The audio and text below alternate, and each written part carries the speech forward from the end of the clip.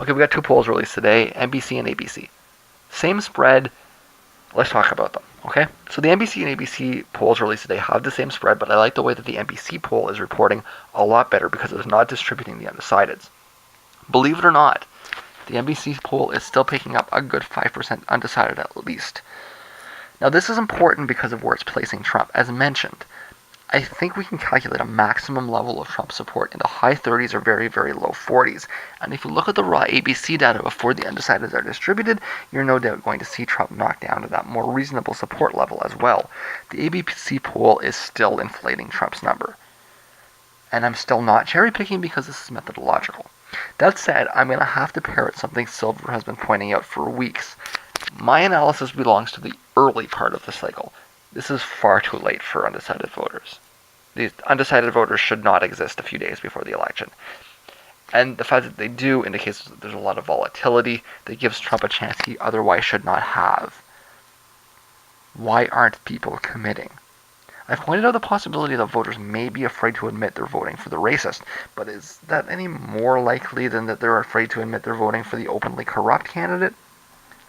Is embarrassment over Trump really higher than embarrassment over Clinton?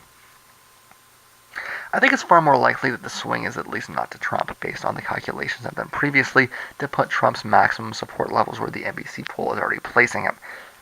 It could in the end be that most of the undecideds just don't vote, but that would contradict the numbers that we're seeing, which suggest that we have very high early turnout. I mean, if we have undecideds this late, shouldn't that tell us that we have low turnout? But we have record high turnout. So, I mean, I think there's a good reason to think the undecideds are going to actually vote. But I don't see, like, I'm having a hard time distributing them equally. So if the undecideds are at 6 to 7%, I can't assign more than 2 to Trump, because that would exceed his maximum support levels, which have been fairly rigorously built. That means those undecideds are probably mostly swinging to Clinton, and reconstructs a much larger lead.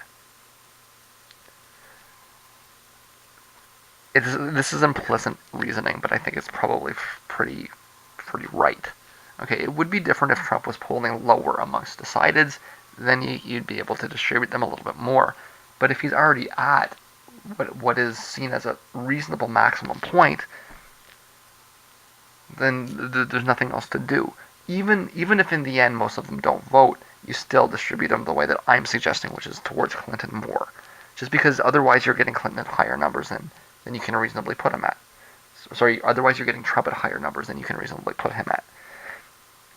However, if the undecideds are this high, this late, you also have to keep in mind that there is some possibility that it could mean third party, right? Those undecideds might be Johnson or Stein voters.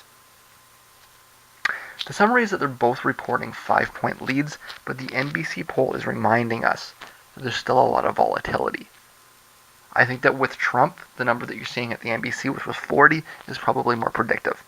Whereas the numbers for the other candidates are probably more